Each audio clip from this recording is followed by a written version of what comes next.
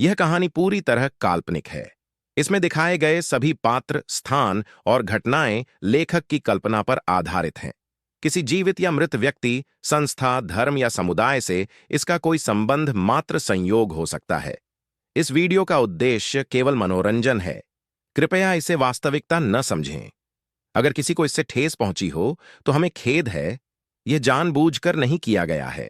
इधर वो अमीर लड़का कोयल सिंघानिया की ओर बढ़ता जा रहा था, लेकिन कोयल भी उसके सामने ही अड़ी हुई थी।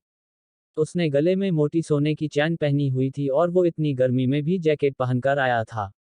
कोयल समझ चुकी थी कि उसके इरादे ठीक नहीं हैं, लेकिन फिर भी वो वहां से हटने का नाम नहीं ले रही थी। अर्जुन सिंह राठौर ने जब कोयल को देखा तो उसे लगा कि उसे बीच में आना चाहिए। इससे पहले कि वो आगे बढ़ता, कोयल ने गुस्से से उस लड़के को डांटते हुए कहा, मलम लगाना अपनी बहन की पीठ पे। रास्ता छोड़ और आगे जाने दे मुझे। अच्छा, तो तू ही बन जा मेरी बहन। चल आजा। उस लड़के ने बदतमीजी से कहा और कोयल का हाथ पकड़ने की कोशिश करने लगा। उसकी इस हरकत से कोयल असहज हो गई थी और उसने अपने पैर पीछे खींचने शुरू कर दिए थे। तभी उस लड़के का हाथ किसी ने कसकर पकड़ लिया। उसने जैसे ही नजर घुमाई तो देखा, वो और कोई नहीं बल्कि अर्जुन सिंह राठौर था। भैया, क्या कर रहे हो? बहन भी बोल रहे हो और छेड़ भी रहे हो। अर्जुन ने शांत लहजे में कहा और धीरे धीरे कोयल के सामने आ खड़ा हुआ। अबे तू कौन है बे? हट जा बीच में वरना दिल्ली में नजर नहीं आएगा। उस लड़के ने गुस्से से कहा। अरे भाई, प्यार से बात करो ना। मर्द हो तो मर्द की तरह बात करो। मर्द और गुंडे में फर्क होता है। क्यों अमित शेखावत, प्रीतम मेहरा, गर्वित यादव? है कि नहीं? अर्जुन ने तीनों दोस्तों की ओर देखा और इशारे से बुला लिया। वो तीनों भी तुरंत अर्जुन के पास पहुंच गए। अब वो चारों मिलकर उस एक लड़के को घेर चुके थे। मुझे डराने की कोशिश कर रहा है। जिस दिन अकेला मिल गया ना, उस दिन मारते मारते लाल किले पर चढ़ा दूंगा। वो लड़का चीखा। अर्जुन मुस्कुराया और फिर कोयल की ओर देखते हुए बोला, मैडम, आप घर जा रही थी ना? रास्ते में पुलिस स्टेशन आए तो इन भैया की रिपोर्ट लिखवा देना। सबूत की चिंता मत करना। होटल में सीसीटीवी लगा है, सब रिकॉर्ड हो चुका है। गर्वित, जा जरा मैनेजर से पिछले 5 मिनट का फुटेज अपने फोन में ट्रांसफर करवा ले और सोशल मीडिया पर डाल दे। भाई साहब, आपका हैंडल नेम क्या है? अर्जुन ने मुस्कुराते हुए पूछा। गर्वित के मैनेजर के कमरे की ओर जाते ही उस लड़के की हालत खराब हो गई। उसने ये नहीं सोचा था कि यहाँ सीसीटीवी भी होगा। वो गुस्से में अर्जुन को घूरते हुए पैर पटक कर बाहर चला गया। अर्जुन और उसके दोस्तों ने हंसते हुए उसे जाते देखा। कोयल के चेहरे पर भी मुस्कान तैर गई और उसने अर्जुन की तरफ देखकर धीरे से कहा, थैंक्स। अर्जुन ने भी बदले में मुस्कुरा दिया। लेकिन इसके बाद कोयल वहां से निकल गई। अर्जुन को थोड़ी उम्मीद थी कि शायद अब वो रुककर उसके साथ खाना खाएगी, लेकिन कोयल सिंघानिया कोई साधारण लड़की नहीं थी। एक बार जो वो ठान लेती थी, वो करके ही रहती थी। उसके जाने के बाद दिशा अरोड़ा और मानसी अग्रवाल भी थोड़ी शांत हो गईं। सबने खाना मंगवाया और कुछ हल्की बातचीत के साथ खाना समाप्त किया। बिल भरने के बाद रोशनी माथुर अपनी सहेलियों के साथ निकल गई और अमित शेखावत अपने दोस्तों के साथ हॉस्टल लौट आया। अमित ने जल्दी से कपड़े बदले और बास्केटबॉल ट्रायल के लिए मैदान की ओर निकल गया। इधर प्रीतम मेहरा, गर्वित यादव और अर्जुन सिंह राठौर अपने अपने पलंग पर लेट गए। तीनों ने अपने अपने फोन निकाल लिए थे और सोशल साइट्स पर स्क्रॉल करने लगे। तभी गर्वित यादव ने जैसे ही अपना सोशल मीडिया ऐप खोला, वो खुशी के मारे उछल पड़ा। अरे भाई लोग, अंजलि लाइव आ रही है यार। जल्दी जल्दी आओ और लॉग इन करो। गर्वित, अंजलि माथुर को बहुत पसंद करता था। वो उसी की क्लासमेट थी और अक्सर ऐसे लाइव आती रहती थी। जब भी वो लाइव आने वाली होती थी, वो पूरे कॉलेज में इसका प्रचार कर देती थी। जिस ऐप पर वो लाइव आती थी, वहां लोग उसे अलग अलग इमोजी भेजते थे, हर इमोजी की अलग कीमत होती थी और ये गिफ्ट्स बाद में अंजलि के खाते में पैसे बनकर जमा हो जाते थे। चूंकि अंजलि बेहद खूबसूरत थी और हर किसी का दिल जीत लेने वाली मुस्कान रखती थी, इसलिए लड़के खुले दिल से उस पर इमोजी बरसाते थे। इस ऐप पर असली नाम कम ही होते थे, ज्यादातर लोगों ने अपने फेक हैंडल नाम बना रखे थे। अर्जुन सिंह राठौर को अंजलि में कोई खास दिलचस्पी नहीं थी, लेकिन जब उसे लगा कि उसके पास करने को कुछ नहीं है, तो उसने भी उस लाइव में जुड़ने का मन बनाया, पर उसका मकसद अंजलि नहीं बल्कि उसकी रूममेट डिंपल थी। वो जानना चाहता था कि डिम्पल के दिल में उसके लिए कुछ बचा है या फिर आज जो क्लास में हुआ वो सिर्फ एक नाटक था। इस समय तक अंजलि के लाइव में लगभग 30 लोग जुड़ चुके थे और ज्यादातर वही थे जो उसके क्लासमेट थे। लंच के बाद उनकी कोई क्लास नहीं थी, इसलिए सब आराम से अपने फोन में लगे थे। अंजलि ने गुलाबी रंग का तकिया पकड़ा हुआ था और पीले रंग के हेडफोन कानों में डाले थे। कैमरे की ओर देखकर वो बार बार मुस्कुरा रही थी। गाइज, मुझे लाइव आए हुए 20 मिनट हो गए हैं और अभी तक एक भी प्रेजेंट नहीं आया है। लगता है आज किसी को ना तो आइसक्रीम चाहिए और ना ही मेरे साथ डेट पर जाना है। अंजलि ने पाउट बनाते हुए कैमरे की ओर एक किस उछाल दी। उसे देखते ही लड़कों की धड़कनें तेज हो गईं। अंजलि पूरे कॉलेज में बहुत पॉपुलर थी। कोई ऐसा लड़का नहीं था जो उसे पसंद ना करता हो। कुछ तो दिल ही दे चुके थे। उसके बोलते ही किसी ने गोल्ड रिंग भेज दी और किसी ने नेकलेस। गोल्ड रिंग के लिए thank you rising hero. Necklace के लिए thank you morning star, Anjali ने मुस्कुराते हुए कहा। अब गर्वित से भी रहा नहीं गया। उसने भी जोश में आकर 50 रुपए का एक नेकलेस गिफ्ट किया और अपने हैंडल फ्लाइंग फिश से मैसेज किया। अंजलि, मैं गर्वित। मैं बहुत दिनों से तुम्हारे लाइव का इंतजार कर रहा था। हेलो गर्वित। Thank you. मैं जानती हूँ तुम्हें। अंजलि का ये जवाब पढ़ते ही गर्वित की आंखों में चमक आ गई। उसने उत्साहित होकर अपने दोस्तों की ओर देखा और बोला, अरे भाई लोगों, देखा, अंजलि ने मेरे मैसेज का जवाब दिया यार। पर तभी उसकी खुशी पर जैसे किसी ने पानी फेर दिया। स्क्रीन पर एक लंबा मैसेज दिखाई दिया। अबे गर्वित, साले फटीचर, तू कब से अंजलि को प्रेजेंट देने लगा? कहीं से चुरा कर पैसा लाया है क्या? ये पढ़ते ही गर्वित की हंसी गायब हो गई और चेहरे पर शर्म सी छा गई। अर्जुन सिंह राठौर ने देखा कि जैसे ही गर्वित यादव का मजाक उड़ाया गया, उसकी भौहें तन गई थीं। उसे अंदाजा हो गया था कि अब पूरी क्लास में उसकी खिल्ली उड़ाई जाएगी। अगर गर्वित चुप रह जाता, तो ये उसकी बहुत बड़ी बेइज्जती होती। इसलिए उसने भी गुस्से में जवाब दिया, हाँ अगर मैं गिफ्ट दे रहा हूँ, तो तेरी क्यों जल रही है? तेरी बातों से तो गटर जैसी बदबू आ रही है। ये पढ़कर सामने वाले को और गुस्सा आ गया। अबे ओ ए बेवकूफ, जेब में एक पैसा नहीं और अंजलि को गिफ्ट दे रहा है। बाप ने जो फीस भरने के लिए पैसा भेजा है, उससे तू यहाँ मौज कर रहा है। और हाँ, अपने बाप से तमीज से बात कर वरना लैब में मेढक बनाकर काट डालूंगा। ये सब पढ़कर अंजलि माथुर भी हैरान रह गई थी। उसे समझ नहीं आ रहा था कि उसके लाइफ का माहौल इतनी जल्दी कैसे बिगड़ गया। अगर तुम दोनों चुप नहीं हुए तो मैं दोनों को अभी बैन कर दूंगी, अंजलि ने सख्ती से कहा। सॉरी अंजलि, लेकिन शुरुआत इसने की थी, गर्वित ने लिखा। अबे खत्म भी मैं ही करूंगा, सामने वाले ने लिखा और कार का इमोजी भेज दिया, जिसकी कीमत 1000 रुपए थी।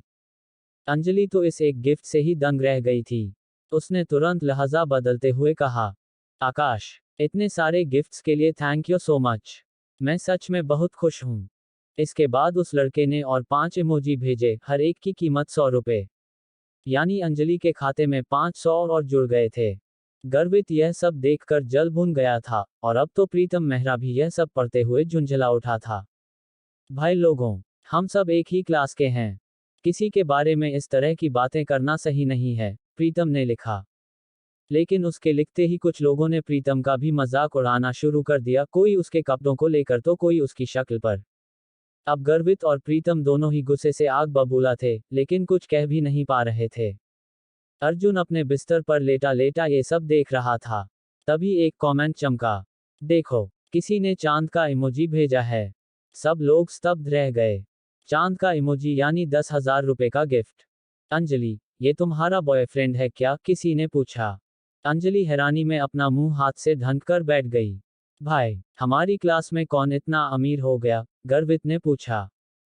हमारी क्लास में नहीं है।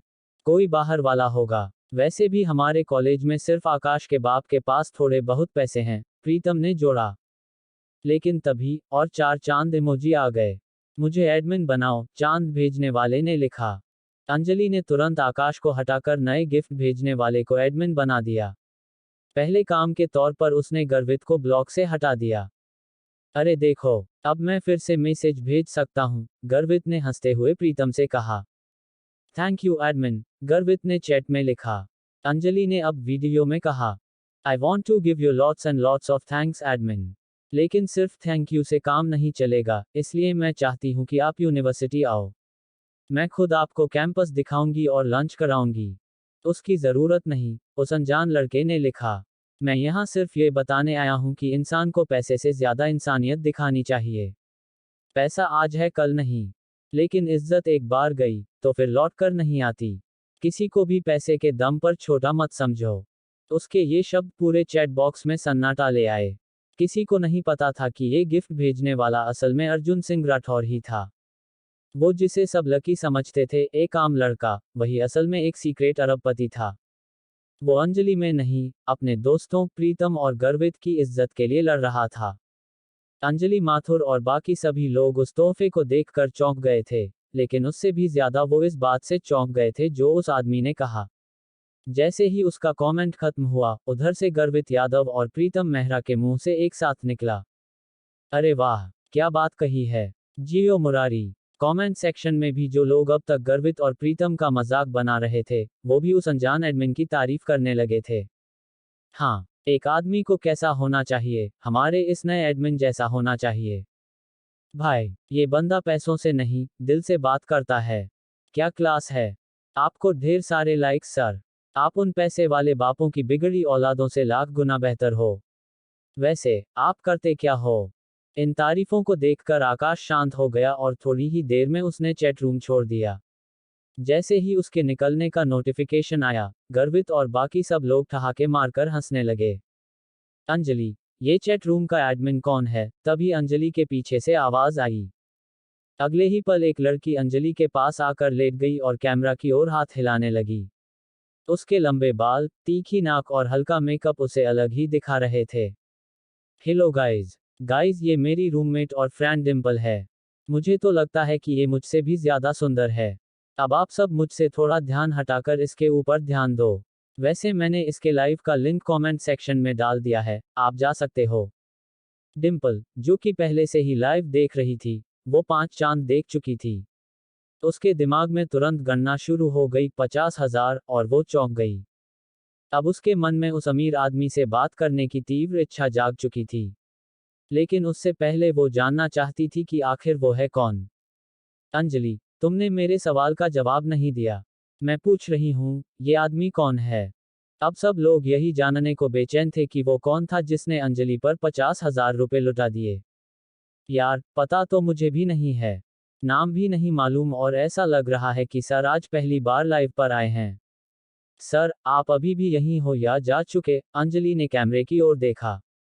तभी एक छोटा सा हाँ का कमेंट आया। डिम्पल खुशी के मारे पगला गई। फौरन उसने कहा, सर, आप सच में बहुत कूल हो। मैं तो आपकी फैन हो गई। आपने मेरी दोस्त अंजलि को 5 चांद भेजे। वाह, वैसे मैं भी अपना खुद का लाइव शुरू करने वाली हूँ। क्या आप मेरे लाइव में जुड़ेंगे? आई प्रॉमिस, मैं आपको अंजलि से भी ज्यादा अच्छा रिटर्न गिफ्ट दूंगी। इधर गर्वित ने जब देखा कि अर्जुन सिंह राठौर, जिसे सब अब तक लकी कहते थे, अभी भी पलंग पर लेटा उसी लाइव को देख रहा है, तो वह बोल पड़ा, ओए अर्जुन, उसे देखना बंद कर दे। तू जानता है वो कितनी लालची है। पैसों की गंध लगते ही उसकी जुबान लपलपाने लगती है। बेशर्म है यार ये। अर्जुन ने उसकी बात सुनी जरूर, लेकिन कुछ बोला नहीं, बस स्क्रीन को निहारता रहा। डिम्पल, अंजलि ने कहा और उसे गुस्से से देखने लगी। डिम्पल ने जवाब दिया, तुमने मुझे कभी नहीं बताया कि तुम अपना लाइव शुरू करने वाली हो। लेकिन तुम क्या सोचती हो, तुम मेरे इस चांद को मुझसे छीन लोगी? फिर वो कैमरा की तरफ मुड़ी और चमकते हुए बोली, सर मैं अपने बारे में आपको और एक इंटरेस्टिंग फैक्ट बताना चाहती हूँ। डिम्पल ने नाटकीय ढंग से कैमरा की तरफ झुकते हुए कहा, मैं अभी तक सिंगल हूँ और मुझे आज तक कोई आपके जैसा बंदा मिला नहीं। मिल भी कैसे सकता था, आप जैसे तो सिर्फ आप ही हो ना। अब अगर आपको भी कोई मेरे जैसी बंदी ना मिली हो तो हम लोग मिल सकते हैं, एक दूसरे को जान सकते हैं। सर, आपका तो पता नहीं, लेकिन मुझे तो आपसे मिलने की बहुत ज्यादा एक्साइटमेंट हो रही है। डिम्पल के गाल शर्म से गुलाबी हो गए थे, या यूं कहें, उसने जानबूझकर अपने चेहरे को कुछ इस तरह बनाया था। कैमरे के सामने वो जितनी मासूम दिख रही थी, असल में उतनी ही चालाक थी।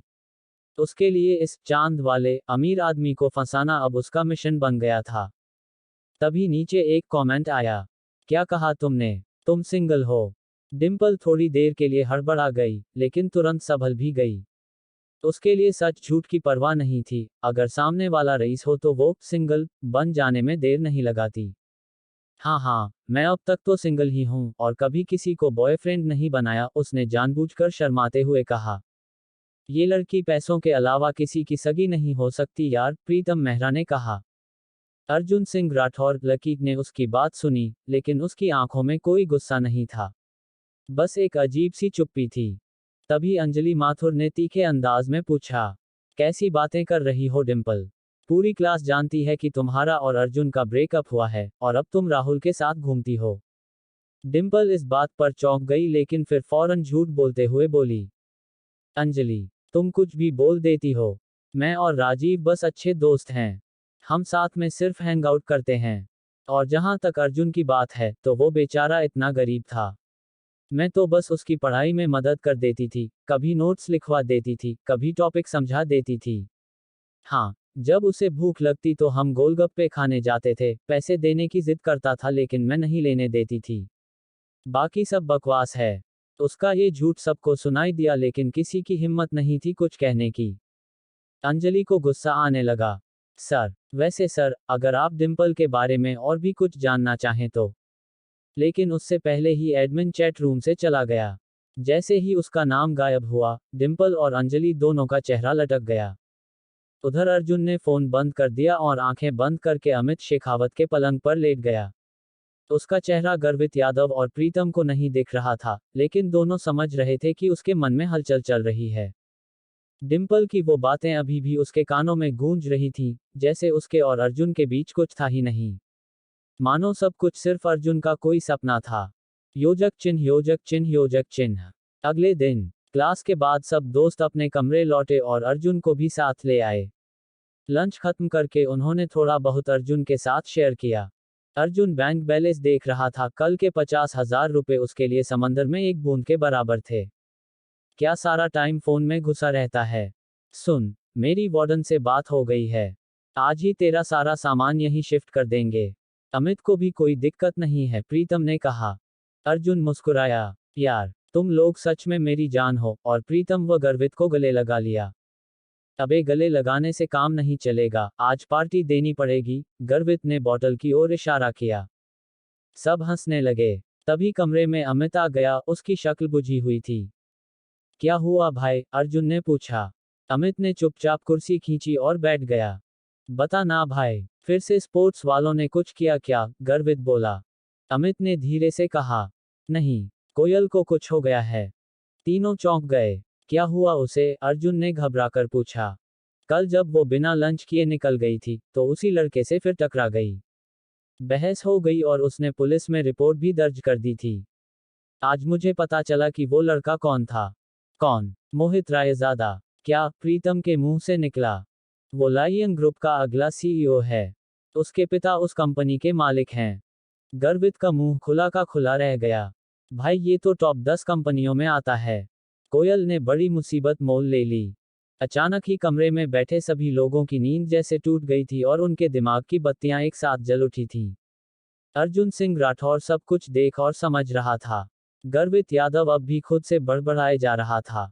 उसे शांत करवाने के लिए अर्जुन ने कहा, हाँ लेकिन कोयल भी तो किसी बड़े घराने से है भाई।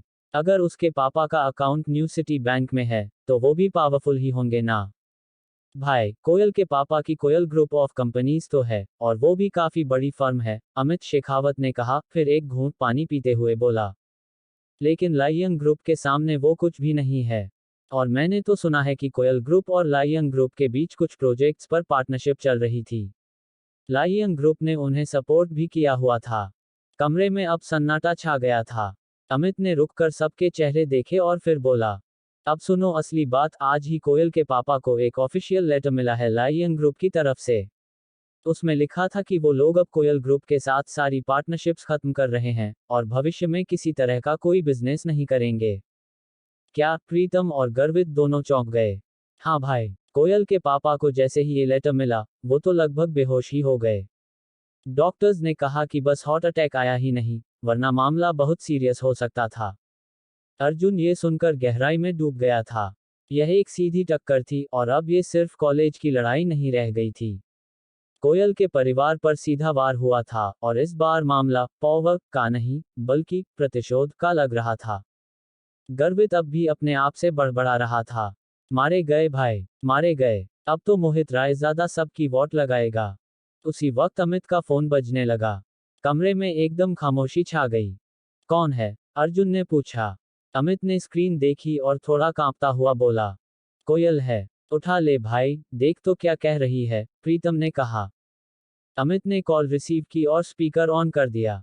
हेलो अमित, कोयल की आवाज थकी हुई और टूटी हुई लग रही थी। हाँ कोयल, सब ठीक है।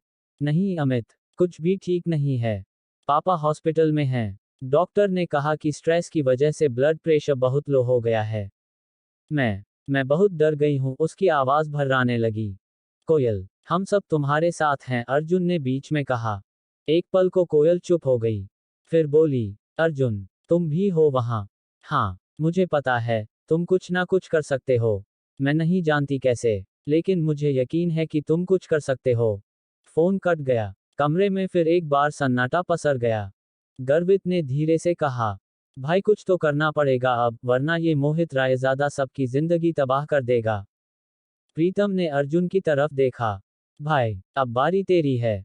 अर्जुन की आंखें गहराई से चमक रही थीं। वो चुपचाप अपनी जगह से उठा और अलमारी से अपना लैपटॉप निकाला। अब खेल शुरू होगा, उसने कहा। इससे पहले कि अर्जुन सिंह राठौर कुछ सोच पाता, अमित शेखावत का फोन बजने लगा था। सभी लोग पहले ही बहुत परेशान थे और इस फोन के आ जाने के बाद उनके दिल की धड़कन और भी तेज हो गई थी।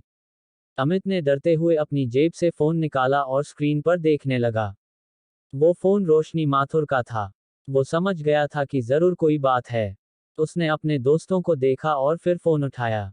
हाँ बेबी, ठीक है, मैं अभी आ रहा हूँ, अमित ने कहा और फोन रख दिया। क्या हो गया भाई? अर्जुन ने पूछा। यार, कोयल सिंघानिया को उसके पिता ने थोड़ी देर पहले फोन किया था।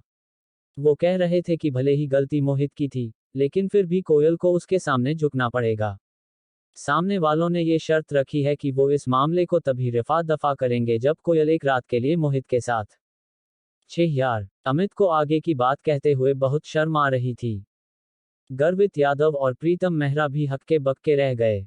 अर्जुन ने सिर थाम लिया और गंभीर स्वर में पूछा, क्या ये लोग सच में इतने नीचे गिर सकते हैं? अमित ने गहरी सांस ली। मैं पहले से जानता हूं क्रांति रायजादा को, मोहित का बाप। जो उससे उलझता है, वो उसे यूं ही नहीं छोड़ता। उसके ऊपर ना जाने कितने मर्डर केस हैं, फिर भी आजाद घूमता है। अगर मुझे पता होता कि मोहित उसी का बेटा है, तो हम पूरा मामला अलग तरीके से संभालते। और अगर कोयल मना कर दे? अर्जुन ने पूछा। वो मना नहीं कर सकती यार। अगर उसने मना किया, तो उसके पापा की पूरी कंपनी डूब जाएगी। उनके सारे पार्टनर्स उन्हें छोड़ देंगे और उनका पूरा परिवार सड़क पर आ जाएगा। अमित ने कहा। पर ये क्या इंसाफ है? अर्जुन की आवाज भारी हो गई। एक लड़की सिर्फ इसलिए सब कुछ झेले क्योंकि वो लड़की है। और उसका बाप, उसने एक बार भी नहीं सोचा। बड़े लोग हैं यार, इन्हें बिजनेस ज्यादा प्यारा होता है। कल देखा नहीं, मोहित उसे कैसे घूर रहा था। गर्वित ने दीवार पर जोर से मुक्का मारा। प्रीतम भी काफी गुस्से में था, लेकिन कुछ कह नहीं पा रहा था। अब और कुछ सोचने का समय नहीं है, अर्जुन ने दृढ़ता से कहा। हमें अभी के अभी रोशनी के हॉस्टल जाना होगा। तीनों ने हामी भरी और तेजी से कमरे से बाहर निकल गए। 5 मिनट में वो लोग हॉस्टल पहुंच चुके थे और तीसरी मंजिल पर रोशनी के कमरे की ओर बढ़ गए। अमित ने दरवाजा खोला और सभी अंदर घुस गए। अर्जुन ने देखा कि दिशा अरोड़ा, मानसी अग्रवाल और रोशनी माथुर तीनों मिलकर कोयल को संभालने की कोशिश कर रही थीं। कोयल अपने घुटनों को मोड़कर पलंग के कोने पर सिमटी हुई थी। उसकी पीठ दीवार से लगी थी और आंखों में डर साफ झलक रहा था। गालों पर आंसुओं की लकीरें बनी हुई थीं और आंखें अब भी भीग रही थीं। कैसी है कोयल अब? अमित ने पूछा। रोशनी उसे खींचकर कमरे के कोने में ले गई। बाकी सब भी वहीं इकट्ठा हो गए। कोयल के पापा ने उसे डांटा भी और जोर से चिल्लाया भी। वो पिछले 3 घंटे से रो रही है और फिर भी उसके पापा चाहते हैं कि वो मोहित के साथ, वो आज रात वहीं रहे। रोशनी की आंखें भी अब नम हो चली थीं। ये किस तरह का बाप है यार? गर्वित गुस्से से बुदबुदाया। मजबूरी है यार, अमित ने रोशनी की ओर देखते हुए कहा।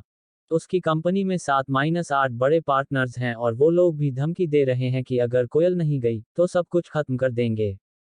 उसके पापा कोशिश कर रहे हैं, उन्होंने मुझे भी कहा है कि हम कोयल का ध्यान रखें।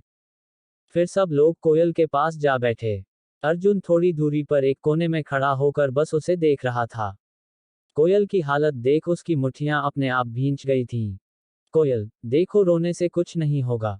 अब हम सब आ गए हैं तो हम जरूर कोई ना कोई रास्ता निकाल लेंगे। अमित ने समझाने की कोशिश की, लेकिन कोयल जैसे कहीं और ही खोई हुई थी। उसके आंसू थम ही नहीं रहे थे। अर्जुन सिंह राठौर को भी उसे देखकर बहुत बुरा लग रहा था। भले ही कल जो भी हुआ हो, लेकिन अर्जुन कोयल सिंघानिया को इस हालत में नहीं देख सकता था। गर्वित यादव से उसके आंसू देखे नहीं जा रहे थे, इसलिए उसने जोश में अपनी जेब से फोन निकाला और बोला, अभी 100 नंबर पर फोन लगाओ। बुलाओ पुलिस को अभी के अभी। उसकी कोई जरूरत नहीं है। उससे कुछ होना भी नहीं है। कोयल ने अपने घुटनों में गड़ा चेहरा उठाते हुए कहा। अर्जुन ने देखा कि रोने की वजह से उसकी आंखें लाल हो चुकी थीं और उनमें सूजन आ गई थी। कल उसकी आंखों में जो अकड़ दिख रही थी, आज वो बिल्कुल गायब थी। उसे यूं टूटे हुए देखकर अर्जुन का मन भी भारी हो गया। हालांकि वो इस हालत में किसी को देखना नहीं चाहती थी, लेकिन वो सब उसकी मदद करने ही तो आए थे। मानसी अग्रवाल ने उसे एक टिश्यू दिया, जिससे उसने अपनी नाक पोंछी और आंसू भरी आंखों से अमित शेखावत की ओर देखकर बोली, पुलिस को फोन करने से कोई फायदा नहीं है। अगर हमने उन्हें बुलाया तो मामला मेरे और मेरे पापा के लिए और भी बिगड़ जाएगा। क्या करूं मैं यार। कोयल जानती थी कि यह मामला सिर्फ भावनात्मक नहीं, बल्कि राजनीतिक और आर्थिक भी था, और इसमें पुलिस शायद उसकी कोई मदद नहीं कर सकती थी। इससे पहले भी पुलिस से शिकायत करने की वजह से ही मामला इतना आगे बढ़ गया था। अब अगर उन्होंने दोबारा वही रास्ता अपनाया, तो क्रांति रायजादा और ज्यादा नाराज हो सकता था, और जितना वो नाराज होता, उतना ही कोयल और उसके पापा के लिए मुश्किलें बढ़ती। अगर किसी को फोन करना है तो किसी ऐसे को करो जो मोहित और उसके बाप से भी बड़ा आदमी हो। वही कोई हमारी मदद कर सकता है। मैं भी अपने पापा से पूछता हूँ कि वो किसी ऐसे आदमी को जानते हैं या नहीं। अमित ने कहा और फोन निकालकर कॉल करने के लिए बाहर चला गया। मैं भी पूछती हूँ, रोशनी माथुर ने कहा। दिशा अरोड़ा और मानसी भी कॉल्स करने लगी। सब जानते थे कि उनके घरों के कॉन्टैक्ट्स इतने बड़े नहीं थे कि लान ग्रुप जैसे लोगों पर दबाव डाल सकें, लेकिन फिर भी वो कोयल का हौसला बनाए रखने के लिए ऐसा कर रहे थे। प्रीतम मेहरा और गर्वित चुप थे, उनके पास कोई जान पहचान नहीं थी जो मदद कर सके। काफी देर से चुपचाप कोने में खड़ा अर्जुन अब धीरे से आगे आया। उसने कोयल को देखा और बोला, चिंता मत करो, तुम्हारी और तुम्हारी फैमिली की प्रॉब्लम जल्द ही सॉल्व हो जाएगी। अर्जुन की बात सुनकर कोयल थोड़ा चौंक गई। वो उसकी ओर देखने लगी, जैसे अभी पहली बार उसे ठीक से देखा हो। जब वो रो रही थी, तो उसे पता ही नहीं चला कि अर्जुन भी वहां था। उसने अपनी नाक साफ की और उससे पूछा, तुम भी आए हो? अर्जुन ने सिर्फ उसकी बात सुनी और गर्दन हिलाकर हाँ में जवाब दिया। जिस तरह से कोयल उसे देख रही थी, उससे लग रहा था कि वो अर्जुन को इस समय कमरे में नहीं देखना चाहती थी। कल भले ही वो उसकी मदद के लिए खड़ा हो गया था, लेकिन अब भी उसके लिए जो गुस्सा था, वो पूरी तरह शांत नहीं हुआ था। कोयल, अर्जुन भी तुम्हारी मदद करने के लिए ही यहाँ आया है। वो भी वही सोच रहा है जो हम सब सोच रहे हैं। उसे भी तुम्हारी उतनी ही चिंता है जितनी हमें है। रोशनी ने अर्जुन की ओर से जवाब दिया। अच्छा, इसे भी चिंता है। कोयल ने तीखी नजर से अर्जुन को देखा। अगर कल तुम वहां नहीं आते ना, तो मुझे वहां से उठकर जाना नहीं पड़ता। ना मैं उठकर जाती, ना ही जल्दबाजी में मोहित से टकराती। अगर मैं मोहित से नहीं टकराती और तुम बीच में आकर हीरो नहीं बनते तो क्या ये सब होता? बोलो। इससे पहले कि अर्जुन कुछ कहता, कोयल का गुस्सा और भी बढ़ गया। वो पलंग से खड़ी हुई और तेजी से उसकी ओर चिल्लाई, निकलो, अभी के अभी मेरे कमरे से बाहर निकलो। अभी। कोयल, तुम्हें क्या हो गया है यार? एक तो वो बेचारा तुम्हारी मदद करने के लिए आया है और तुम उसी पर बरस रही हो। कल अगर वो नहीं होता और मोहित तुम्हारे साथ कुछ करता तो तुम क्या कर लेती? रोशनी ने समझाने की कोशिश की। उसे समझ नहीं आ रहा था कि आखिर वो अपने गुस्से का शिकार अर्जुन सिंह राठौर को क्यों बना रही थी। जब रोशनी माथुर और कोयल सिंघानिया के बीच ये सब बातें हो रही थीं, तब भी अर्जुन बिल्कुल चुपचाप खड़ा था। आज फिर उसकी वजह से उनके बीच झगड़ा हो रहा था, इसलिए वो चुपचाप दरवाजे की ओर बढ़ने लगा। अरे रुको अर्जुन, तुम्हें जाने की जरूरत नहीं है। कोयल को बस थोड़ा गुस्सा आ रहा है, वरना और कुछ नहीं है। वैसे भी तुम तो समझ सकते हो कि उसकी हालत कैसी है। लेकिन उसके चक्कर में तुम अपना मूड मत खराब करो, प्लीज। अमित शेखावत ने अर्जुन को एक कोने में ले जाकर समझाते हुए कहा। नहीं, ऐसी कोई बात नहीं है। मैं समझ सकता हूं कि कोयल अभी बहुत परेशान है। मैं उसे और परेशान नहीं करना चाहता। तुम उससे जाकर कह दो कि चिंता की कोई बात नहीं है, अभी थोड़ी ही देर में सब कुछ ठीक हो जाएगा, अर्जुन ने कहा और अमित के कंधे पर हाथ रखकर दरवाजे से बाहर निकल गया। मैं आज के बाद इस लड़के की शक्ल नहीं देखना चाहती, कोयल ने अपने दांत पीसते हुए कहा और फिर अपने पलंग पर बैठ गई। जब उसने देखा कि अमित उसे देख रहा था, तो उसने अपना फोन उठाया और बोली, मैं अभी अपने हाई स्कूल के दोस्त प्रशांत को फोन करती हूँ। उसके पापा भी बड़े आदमी हैं, क्या पता कुछ मदद हो जाए। कोयल ने कॉल मिलाना शुरू कर दिया। इधर बाकी लोग भी अपने अपने फोन में लगे हुए थे। कोई किसी अंकल को कॉल कर रहा था, तो कोई किसी आंटी को। लेकिन उनमें से कोई भी ऐसा नहीं था जो कोयल की स्थिति में कोई प्रभाव डाल सके। उधर जब अर्जुन रोशनी के हॉस्टल से बाहर निकला, तो उसने अपना मोबाइल निकाला और एक नंबर याद करने की कोशिश करने लगा। थोड़ी देर सोचने के बाद उसे नंबर याद आ गया और उसने उसे डायल किया। 2-3 बार घंटी बजी और फिर उधर से किसी ने कॉल उठा लिया। अच्छा, तो आज घर के सबसे बड़े बेटे को इस बूढ़े की याद आ गई है। वहां मेरा बच्चा 8 सालों से तड़प रहा है और यहाँ ये बूढ़ा उसके लिए कुछ कर भी नहीं पा रहा। फोन के दूसरी ओर से काशीनाथ जी की भारी आवाज सुनाई दी। इतने सालों बाद यह आवाज सुनकर अर्जुन की आंखें भर आईं। कान तरस गए थे उस आवाज के लिए, लेकिन उसकी कस्में उसे रोकती थीं।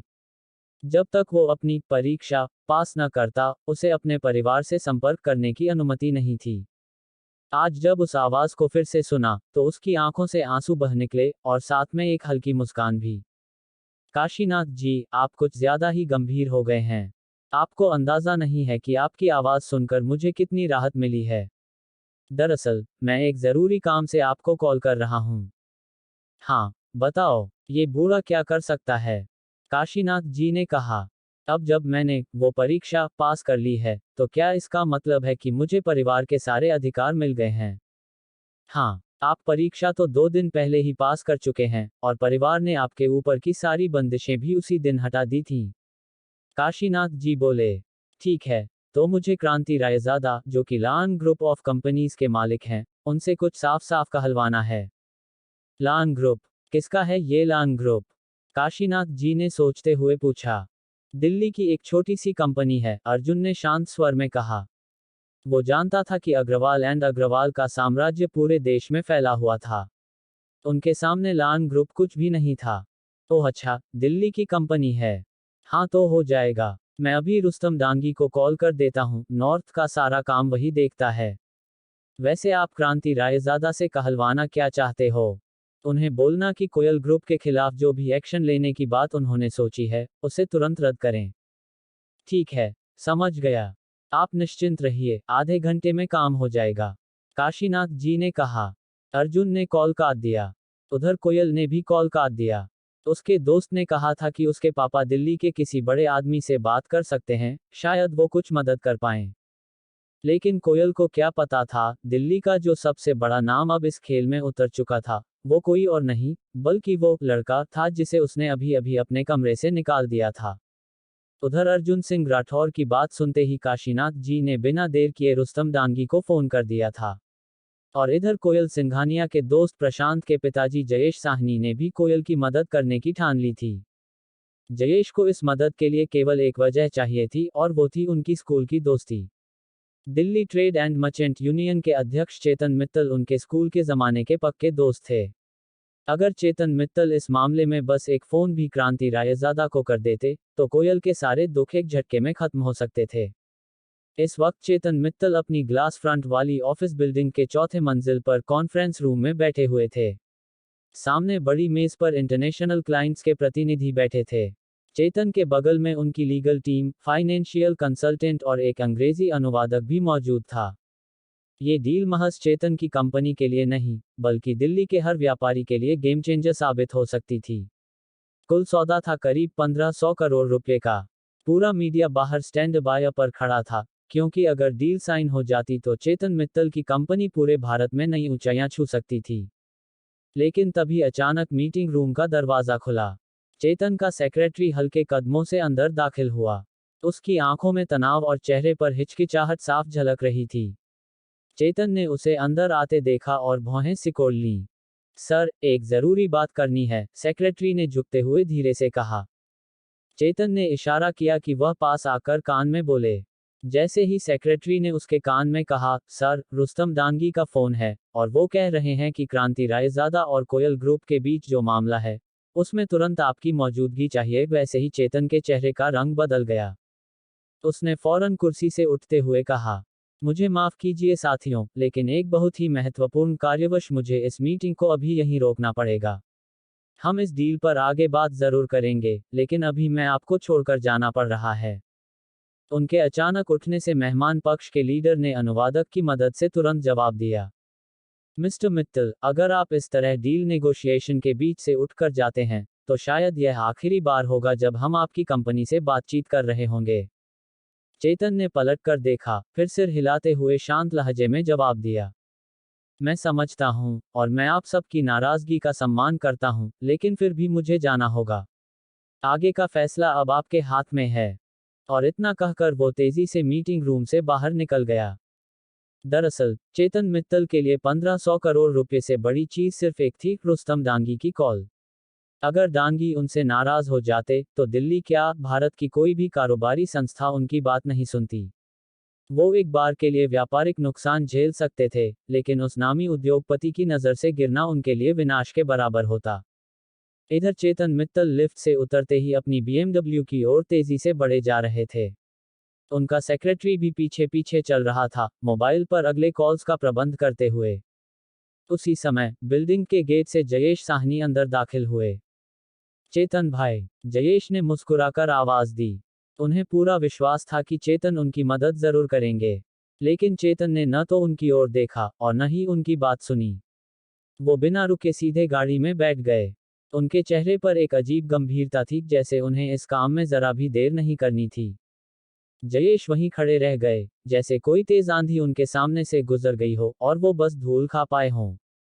इधर अर्जुन सिंह राठौर भी लाल किले की दीवार पर आकर चुपचाप बैठ गया था। वहीं पास में एक चौपाटी थी जहां शाम के वक्त कई लोग घूमने फिरने आया करते थे। अर्जुन उन आते जाते लोगों को चुपचाप देख रहा था, जैसे कोई बहुत पुरानी चीज ढूंढ रहा हो। उससे थोड़ी ही दूरी पर एक प्रेमी जोड़ा बैठा था।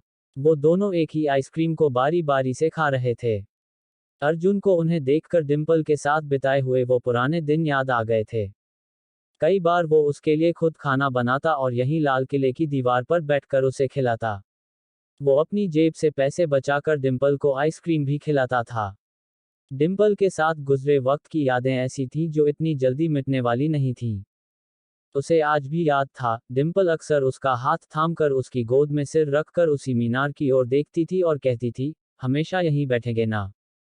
वो मीनार आज भी वहीं थी, लेकिन डिंपल अब उसके साथ नहीं थी। वो मीनार अब उसके लिए डिंपल जैसी ही हो गई थी, देख सकता था, छू नहीं सकता था। अर्जुन इन्हीं ख्यालों में डूबा था, तभी उसके मोबाइल की घंटी बज उठी। उसने स्क्रीन पर नजर डाली, कॉल भूमिका का था। कॉल देखकर अर्जुन की पेशानी पर सिलवटें आ गईं। केवल डिंपल ही नहीं, भूमिका भी उन लोगों में थी जो अर्जुन की सादगी और सीधेपन का फायदा उठाती थी। भूमिका कॉलेज की चीयरलीडिंग टीम की कप्तान थी और अर्जुन अब भी उस टीम का असिस्टेंट कहलाता था। हालांकि टीम में सभी लड़कियां थीं, लेकिन उनके बैग्स उठाने, पानी लाने, सामान खींचने और यहां तक कि जूते पैक करने तक का काम अक्सर अर्जुन ही करता था। हेलो अर्जुन, फौरन लाल मैदान पर आ जाओ, भूमिका ने सीधा आदेश दिया। पर हुआ क्या? अर्जुन ने सहजता से पूछा। ज्यादा सवाल मत करो यार, बहुत टेंशन में हूं, सब लोग सिर पर चढ़े बैठे हैं। जो कहा है वो करो, इतना कहकर भूमिका ने फोन काट दिया। अर्जुन को कभी कभी भूमिका की बातों पर हंसी भी आती थी। उसका मिजाज हमेशा गर्म रहता था और ऊपर से उसे लीडर बना दिया गया था, जिससे वो और ज्यादा गर्म रहने लगी थी। इसीलिए अर्जुन ज्यादा उसकी बातों का बुरा नहीं मानता था। कम से कम डिंपल को याद करके यहाँ अकेले बैठे रहने से अच्छा है कि जाके काम ही कर लूं, अर्जुन ने अपने आप से कहा और दीवार से नीचे कूद गया। उसने अपनी पैंट झाड़ी, हाथ साफ किए और लाल मैदान की तरफ बढ़ गया। कुछ ही देर में जब वो मैदान पहुंचा, तो देखा कि वहां पर 5-6 सुंदर लड़कियां पहले से मौजूद थीं।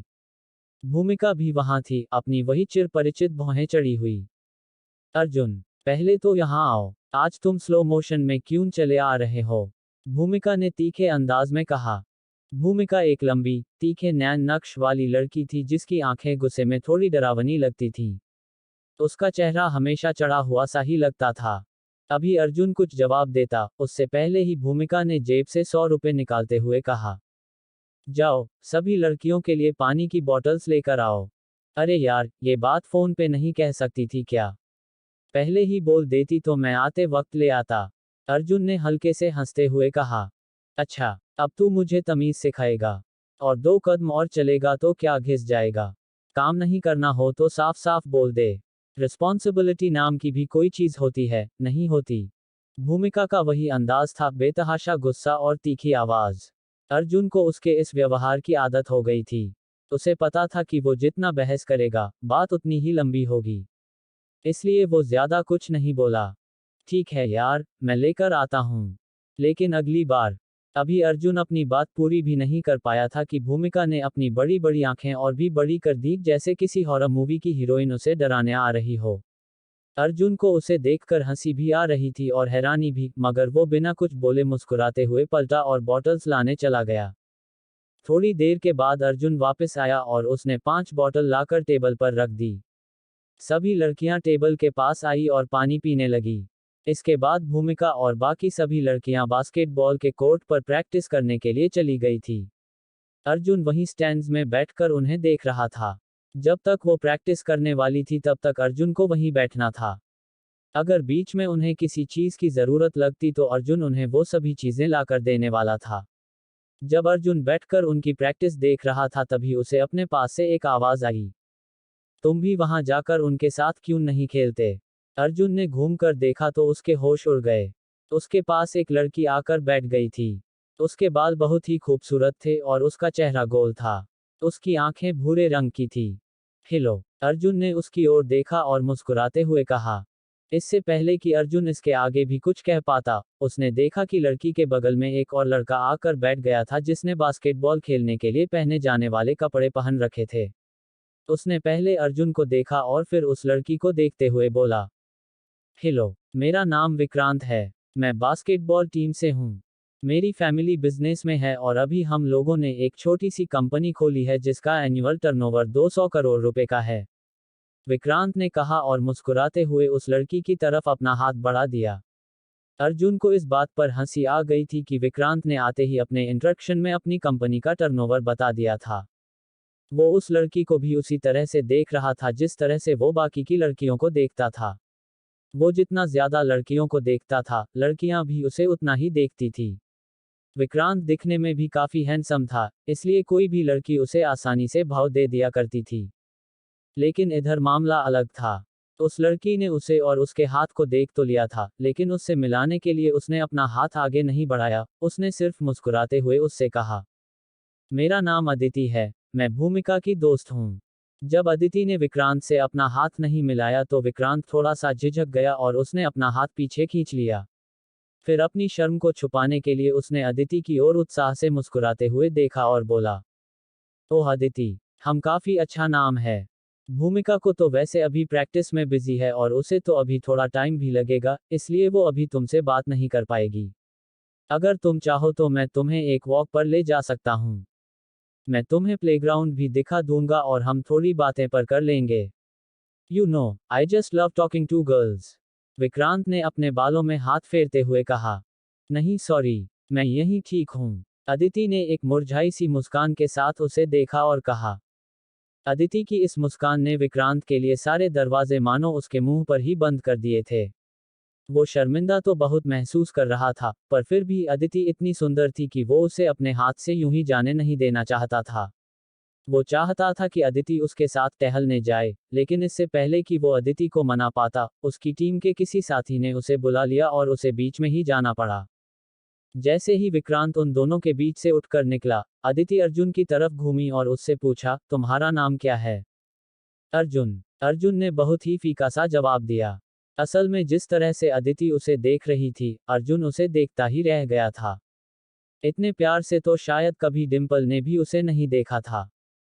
उसकी बड़ी बड़ी आंखों में अर्जुन को अपने लिए थोड़ी सी भी घृणा नजर नहीं आ रही थी, ना ही उसे ऐसा लग रहा था कि अदिति को उसके पास बैठने में किसी तरह का पछतावा हो रहा था। अदिति की नजरों में अर्जुन के लिए कोई दया का भाव भी नहीं था।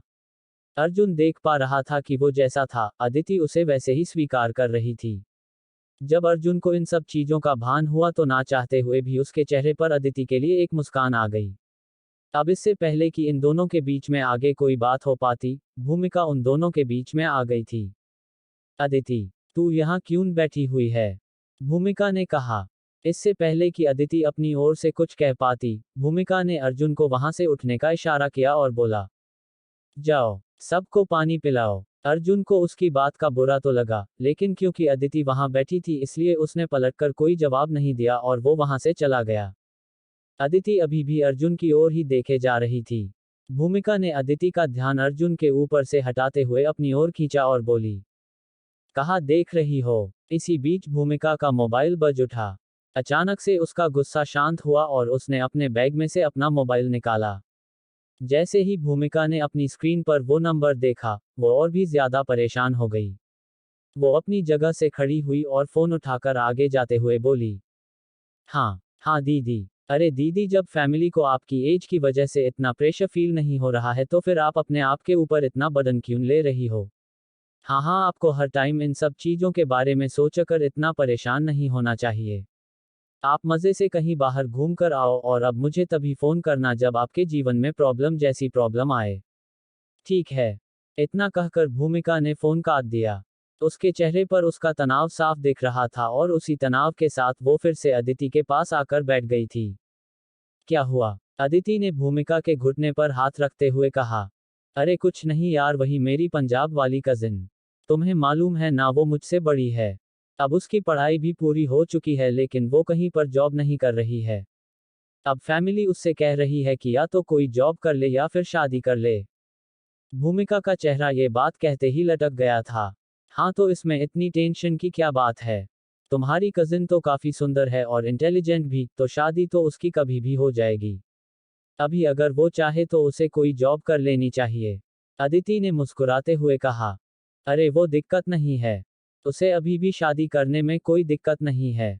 वो चाहे तो आज ही शादी कर ले, लेकिन एक तो मुझे ये समझ में नहीं आता कि लोग शादी का इतना प्रेशर क्यों बनाते हैं।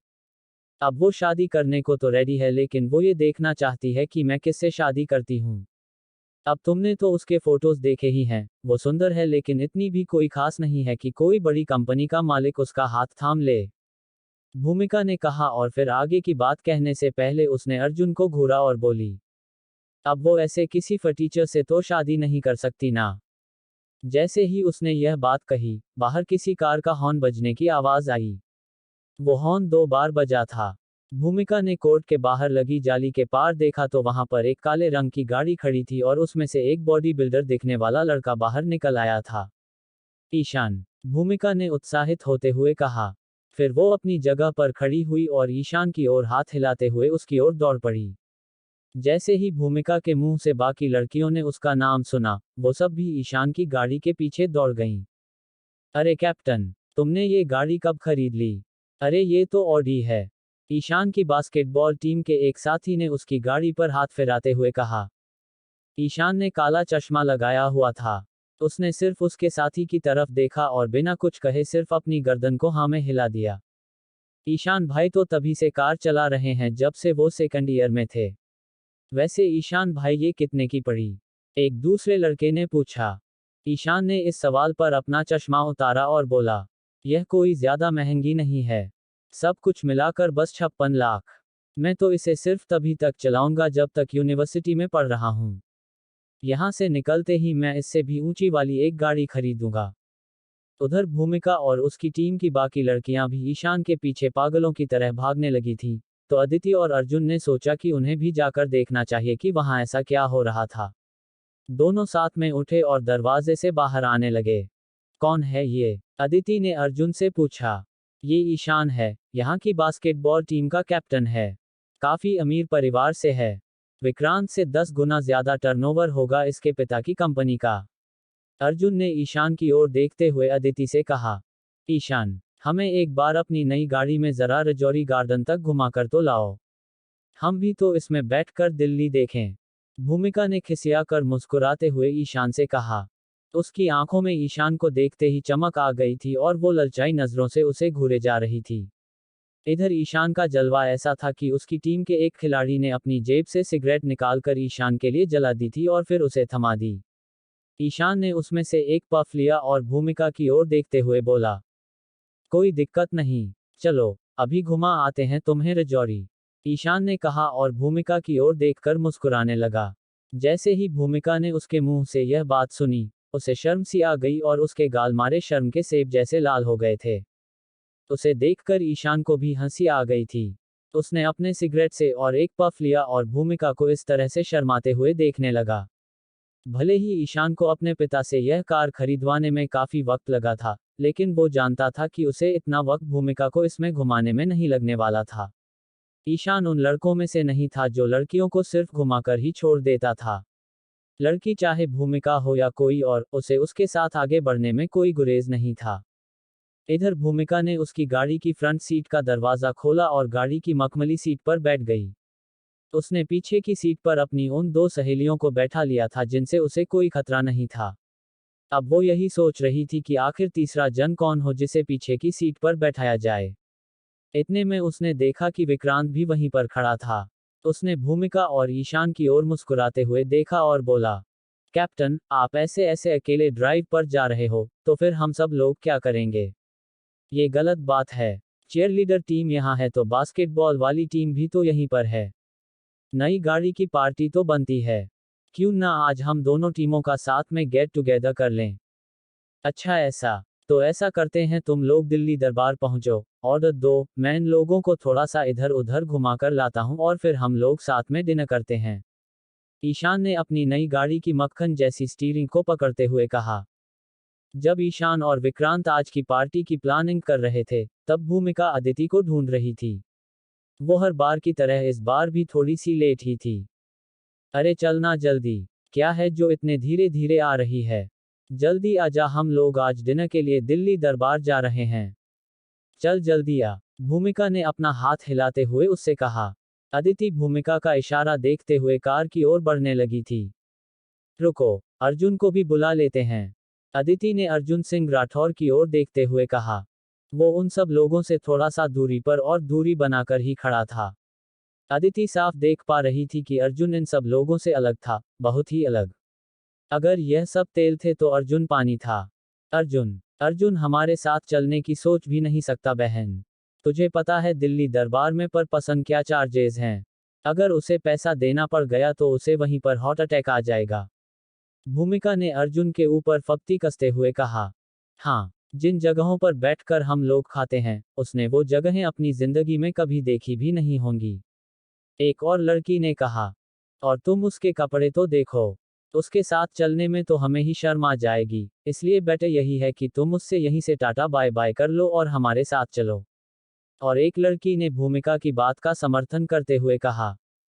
चाहे बास्केटबॉल वालों की टीम हो या फिर चीयरलीडर्स की टीम, वो लोग अर्जुन का मजाक उड़ाने, उसकी टांग खींचने का कोई भी मौका नहीं छोड़ते थे। वो उसके साथ खाना तक खाना पसंद नहीं करते थे। उन लोगों के लिए अर्जुन का उनके आसपास होना सिर्फ एक मजाक से ज्यादा और कुछ भी नहीं था। अदिति लेकिन उसके बारे में ऐसी कोई बात नहीं करना चाहती थी। वो उन लोगों की बातों को सुनकर ही समझ गई थी कि बाकी के लोग अर्जुन से कितनी नफरत करते थे, और अगर ऐसे में वो अर्जुन को अपने साथ चलने के लिए कहती तो बाकी लोगों को बुरा लग सकता था। अर्जुन खुद भी अपनी वजह से उनका मन खराब नहीं करना चाहता था। वो देख पा रहा था कि अदिति उसे अपने साथ ले जाना चाहती थी, लेकिन उन दोनों के बीच में ढेर सारे लोग खड़े हुए थे जिन्हें नजरअंदाज नहीं किया जा सकता था। इसलिए अदिति गाड़ी में बैठ गई लेकिन अर्जुन वहीं खड़ा रह गया। भूमिका ने उसे अदिति की ओर देखते हुए देखा तो उसे गुस्सा आया और उसने शीशा नीचे करते हुए कहा, हमारे बैग और हमारे बाकी के सामान अलमारी में रख देना, ध्यान रखना उसमें से कहीं कुछ छूट ना जाए, भूमिका ने कहा और फिर से गाड़ी का शीशा चढ़ा लिया। गाड़ी आगे बढ़ गई और अदिति की नजरें पीछे अर्जुन पर ही चिपकी रह गईं। अर्जुन ने भी उसे कुछ दूर तक तो देखा और फिर वो अपनी जेब में हाथ डालकर वापस बास्केटबॉल कोर्ट की ओर बढ़ने लगा। जैसे ही वो कोर्ट के अंदर दाखिल होने वाला था, तभी उसका फोन बजा। फोन के दूसरी तरफ काशीनाथ जी थे। अर्जुन सर, रुस्तम डांगी का अभी फोन आया था। उसने कहा है कि चिंता करने की कोई जरूरत नहीं है, मामला निपट चुका है। अच्छा, ठीक है, अर्जुन ने कहा और फिर अपना फोन रख दिया। उसके परिवार की पहुंच बहुत दूर दूर तक थी। अभी 1 घंटे पहले ही उसने काशीनाथ जी को फोन किया था और इतनी सी देर में उसका काम भी हो गया था। लेकिन उसे पता था कि कोयल तक ये बात पहुंचने में थोड़ा सा वक्त लगने वाला था। लगभग शाम को 6 बजे के करीब, जब सब सामान समेटकर अर्जुन जॉगिंग करने लगा था, तब उसके फोन पर अमित का फोन आया। अमित की आवाज से ही लग रहा था कि वो बहुत खुश था। भाई तू कहाँ है? मैं तुझे कैसे बताऊं क्या हो गया? अमित ने कहा। मैं ग्राउंड पर हूँ, जॉगिंग कर रहा हूँ और मुझे पता है कि कोयल का मैटर सॉल्व हो गया है। अर्जुन ने अमित को और एक झटका देते हुए कहा। जैसे ही अमित ने उसके मुंह से यह खबर सुनी, उसके पैरों तले जमीन खिसक गई। उसका मुंह खुला का खुला ही रह गया और उसने उधर से कहा, अरे भाई, तुझे कैसे पता? सच में यही हुआ है। अभी 20 मिनट पहले ही कोयल के पापा का फोन आया था और उन्होंने कहा कि चिंता करने की कोई बात नहीं है, मैटर सॉल्व हो गया है। लेकिन तू बताना, तुझे कैसे पता चला? मुझे तेरी आवाज से पता चल गया पगले। अगर मैटर सॉल्व नहीं हुआ होता, तो तू इतना खुश थोड़ी होता। अर्जुन ने इधर से मुस्कुराते हुए कहा। हाँ, ये बात भी सही है। चल अब तू जल्दी से काके पर आ जा। कोयल कह रही है कि उसकी तरफ से आज ट्रीट है। हम पहुंच चुके हैं, तू भी जल्दी से आ जा, अमित ने कहा। अर्जुन दौड़ते दौड़ते रुक गया और अपनी आस्तीन से अपना पसीना पोंछते हुए उसने कहा, नहीं तुम लोग मजे करो, मैं नहीं आ रहा। वो नहीं चाहता था कि फिर से उसे देखकर कोयल का मन खराब हो जाए। अरे यार भाई, ऐसे मत कर यार। देख सब लोग यहीं पर हैं, अब तू नहीं आएगा तो अच्छा नहीं लगेगा, आ जाना यार। देख अगर तू नहीं आया ना तो भूल जाना कि मैं, गर्वित और प्रीतम तेरे भाई हैं। आज से दोस्ती खत्म हो जाएगी और तेरा कमरे पर आना भी बंद हो जाएगा। अमित ने सिर्फ इतना ही कहा और इससे पहले कि अर्जुन कुछ कह पाता, अमित ने फोन काट दिया। अर्जुन असमंजस में फंस गया। उसे समझ में नहीं आ रहा था कि आखिर वो करे तो करे क्या।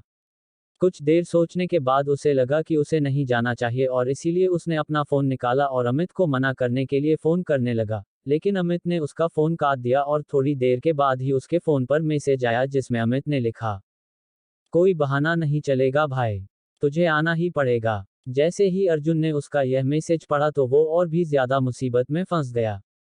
अर्जुन मैदान में खड़ा इसी उहापोह में फंसा हुआ था कि आखिर उसे कोयल से मिलने के लिए और उसकी खुशी में शामिल होने के लिए जाना चाहिए था या नहीं। हालांकि उसके खुश होने के पीछे का कारण खुद अर्जुन ही था। लेकिन वो अपने मुंह से उसे ये सब नहीं बताना चाहता था। उसने एक बार और अपना मोबाइल फोन देखा, उस पर अमित का वही मैसेज उसकी स्क्रीन पर दिखाई दे रहा था। चलो दोस्त के लिए थोड़ी और बेइज्जती ही सही, अर्जुन ने अपने आप से कहा और फिर मैदान से बाहर निकल आया।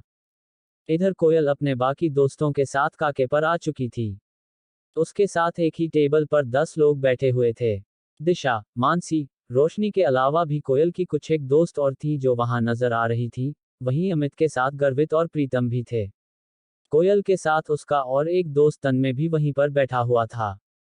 देखने से वो सभी कोयल के पुराने दोस्त लग रहे थे।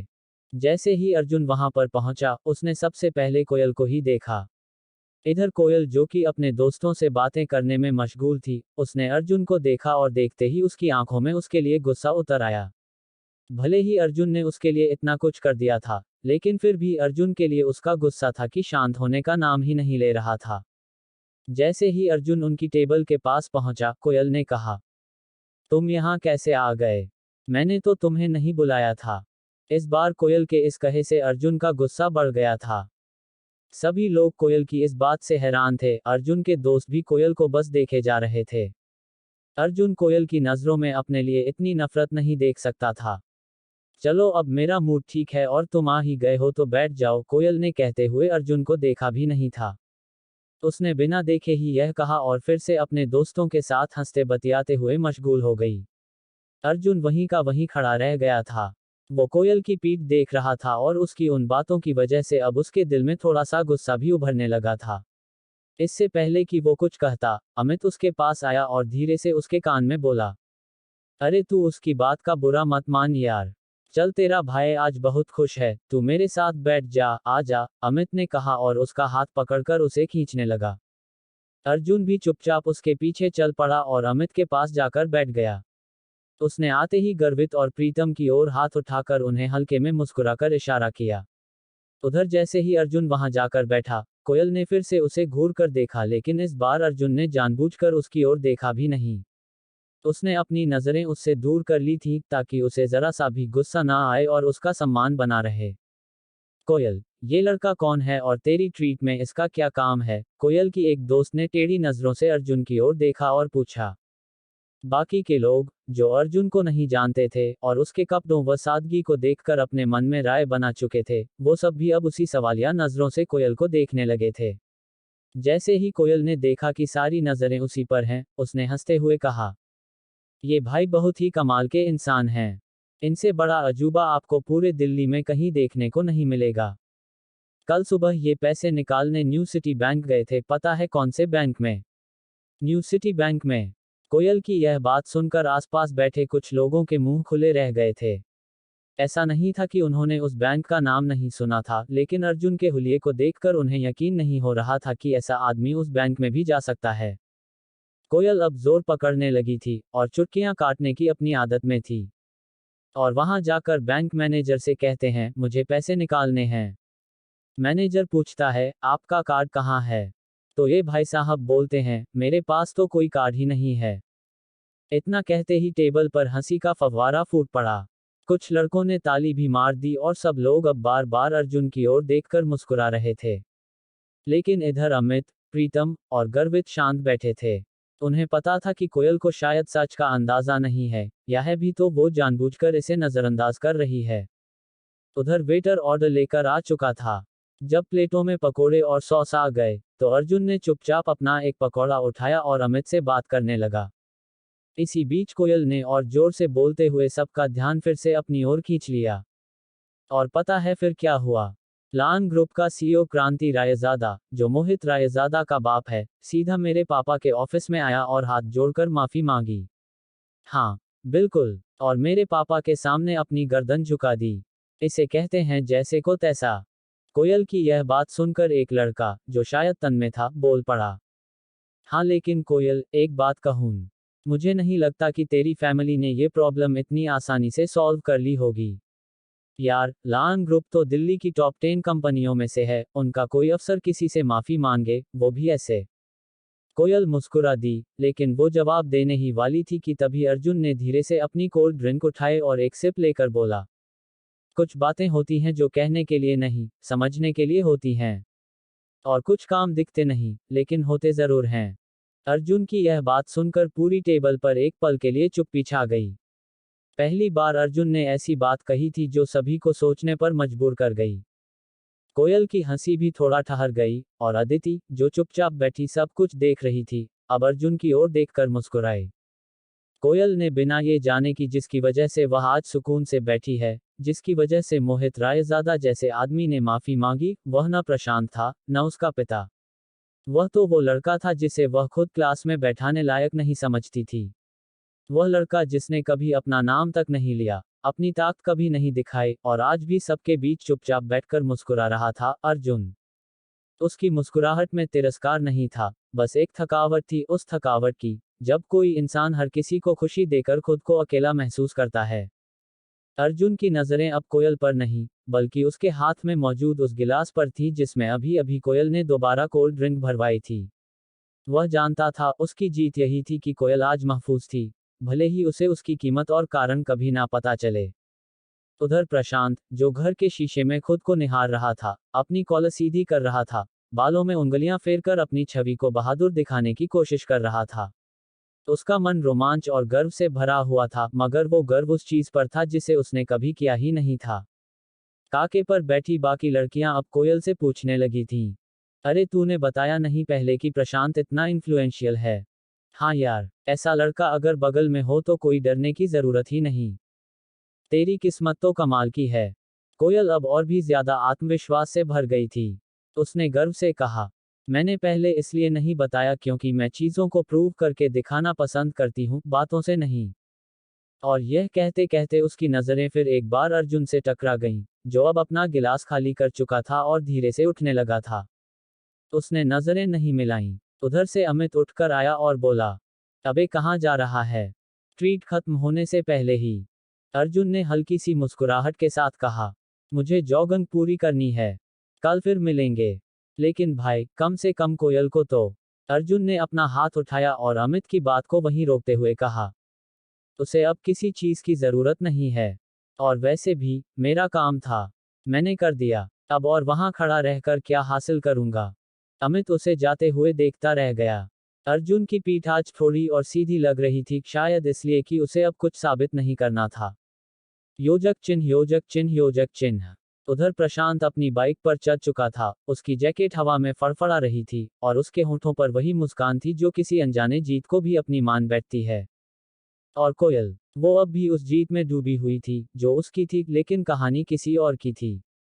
कोयल का चेहरा उस वक्त किसी चमकते हुए हीरे जैसा लग रहा था, वो मुस्कुरा रही थी, खुश थी, और शायद पहली बार उसे लग रहा था कि वो किसी स्पेशल के साथ है। प्रशांत उसकी बगल में बैठ चुका था, और बाकी लोग, जो अभी कुछ समय पहले तक लकी की टांग खींच रहे थे, अब एकदम शांत हो गए थे। कुछ ने मजबूरन मुस्कुराकर, हाय प्रशांत, कहा, तो कुछ बस बैठकर निगाहें फेरने लगे। कोयल ने बैठते ही टेबल पर से वेटर को इशारा किया और कहा, भैया, इनको भी कुछ सर्व कीजिए। आज के स्पेशल मोस्ट गेस्ट हैं ये। ये सुनकर टेबल पर फिर से हलचल सी होने लगी। सबने अपनी हंसी और जलन को गले के नीचे दबा लिया और दिखावे की बातचीत शुरू कर दी।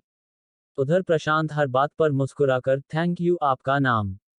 अरे नाइस टू मीट यू कह रहा था, बिल्कुल वैसे जैसे कोई वीआईपी किसी प्रेस कॉन्फ्रेंस में बैठा हो। लेकिन टेबल के बिल्कुल कोने पर बैठा लकी अब भी वही था, शांत, स्थिर, और अब पहले से भी ज्यादा अलग थलग। उसे कुछ भी कहने या जताने की जरूरत नहीं थी। अगर किसी को जानना होता कि किसने कोयल की मदद की, तो वो जान लेता। लेकिन अब जब क्रेडिट एक और के हिस्से आ गया था, तो वह उसे छीनने का इच्छुक नहीं था। उसे खुद पर यकीन था, और यही बात उसे बाकियों से अलग बनाती थी। उधर कोयल ने एक बार फिर प्रशांत की ओर देखकर पूछा, वैसे एक बात बताओ, तुम्हारे पापा चेतन मित्तल जी से ऐसे ही अचानक जा मिले, या फिर किसी ने सेटिंग करवाई थी? प्रशांत थोड़ा चौंका, लेकिन उसने तुरंत मुस्कुराकर कहा, अरे कुछ नहीं, बस पापा ने कहा कि कॉलेज टाइम के दोस्त हैं, तो मिल लिया। ये तो बस किस्मत की बात थी कि वक्त पर काम हो गया। ये सुनते ही अमित और प्रीतम ने लकी की ओर देखा, एक हल्की सी गर्व भरी मुस्कान उनके चेहरे पर थी, जैसे उन्हें पता हो कि असली हीरो कौन है। लेकिन लकी ने कोई प्रतिक्रिया नहीं दी। उसका हीरोपंती शोर में नहीं था, वो खामोशी में चमकता था। अचानक कोयल की एक दोस्त ने पूछा, अरे कोयल, तूने हमें कभी नहीं बताया कि प्रशांत तेरा इतना अच्छा दोस्त है। Looks like more than just friends. ये सुनते ही कोयल मुस्कुरा दी, फिर प्रशांत की ओर देखते हुए बोली, शायद अब वक्त आ गया है कि मैं अपने अच्छे दोस्तों को जरा और बेहतर जानूं। इस एक लाइन के साथ ही टेबल पर हंसी की लहर दौड़ गई, और सभी लोग कोयल और प्रशांत की ओर देखने लगे। प्रशांत ने भी थोड़ा सा झेंपते हुए सिर झुका लिया। लेकिन इस बार लकी ने उस हंसी में हिस्सा नहीं लिया। उसने अपनी प्लेट से आखिरी टुकड़ा उठाया, उसे चुपचाप खाया और फिर अपनी पानी की बोतल उठाकर धीरे से उठा। अमित कुछ कहने ही वाला था कि लकी ने उसकी पीठ थपथपाई और बोला, बिल मिलते ही मेरा हिस्सा दे देना। और कोयल को कहना, मुझे उसका थैंक यू नहीं चाहिए, क्योंकि मैंने कुछ किया ही नहीं था। अमित ने उसका हाथ पकड़ने की कोशिश की, लेकिन लकी ने उसकी ओर देखे बिना सिर्फ इतना कहा, कुछ लोग जब थैंक यू के लायक होते हैं, तो उन्हें जरूरत नहीं पड़ती उसे सुनने की। और फिर वह वहां से निकल गया, बिना कोई आवाज किए, बिना कोई दिखावा किए। कोयल ने भी उसकी यह हरकत देखी। लेकिन अब उसे फर्क नहीं पड़ा, शायद इसलिए कि अब उसे लगा, उसके पास प्रशांत है। लेकिन कहानी वहां खत्म नहीं होती।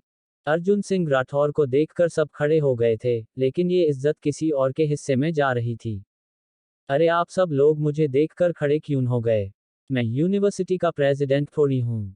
आप लोग बैठ सकते हैं प्लीज, प्रशांत कपूर ने भी मिलती हुई इज्जत के सामने कुछ ज्यादा ही बड़प्पन दिखाते हुए कहा। अर्जुन को मन ही मन हंसी आ रही थी। एक तरफ वो था जिसे अपने हिस्से की इज्जत नहीं मिल रही थी और दूसरी तरफ ये था जो दूसरे की शादी में खुद दूल्हा बना घूम रहा था। बाकी सभी लोग बैठ गए। प्रशांत की बात सुनकर लोगों को ऐसा लग रहा था कि वो सच में कोई बड़ा आदमी था। आओ तुम मेरे साथ बैठो। कोयल सिंघानिया ने फिर से प्रशांत का हाथ पकड़ने का एक बहाना ढूंढते हुए कहा और उसे अपने साथ अपने स्टूल पर ले गई। स्टूल दो लोगों के हिसाब से ही बना था, लेकिन प्रशांत हट्टा कट्टा और डील डॉल वाला आदमी था, इसलिए उस पर सिर्फ वही बैठ सकता था। अरे बाकी लोग थोड़ा थोड़ा सरको, रोशनी माथुर ने कहा, लेकिन कोई खास जगह नहीं बन पाई। अर्जुन चुपचाप खा रहा था। तभी कोयल ने उसे देखा और बोली, अर्जुन। जैसे ही उसने ये सुना, वो समझ गया कि अब क्या होने वाला है। मेरे हिसाब से तो अब तुम फ्री हो गए हो ना। वैसे भी तुम इनवाइटेड तो थे नहीं, और खा भी चुके हो। फिर भी अगर भूख है, तो मैं पैक करवा देती हूँ। अपने रूम पर जाकर आराम से खा लेना, कोयल ने मुस्कुराते हुए कहा। बातें मीठी थी लेकिन मर्मांतक। सभी को समझ आ गया कि यह सीधा अर्जुन सिंह राठौर की बेइज्जती थी। अमित शेखावत और गर्वित यादव चुप थे। बाकी लोग भी। अर्जुन को बहुत बुरा लगा। वो जानता था कि वह 1 मिनट में पूरे खेल का पासा पलट सकता है।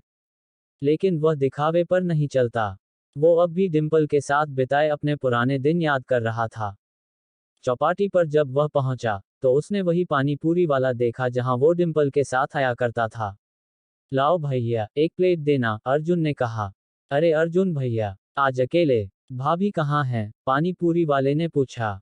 अर्जुन का चेहरा और उतर गया। नहीं, बस मन नहीं है, कहकर उसने प्लेट छोड़ दी और वहां से चला गया।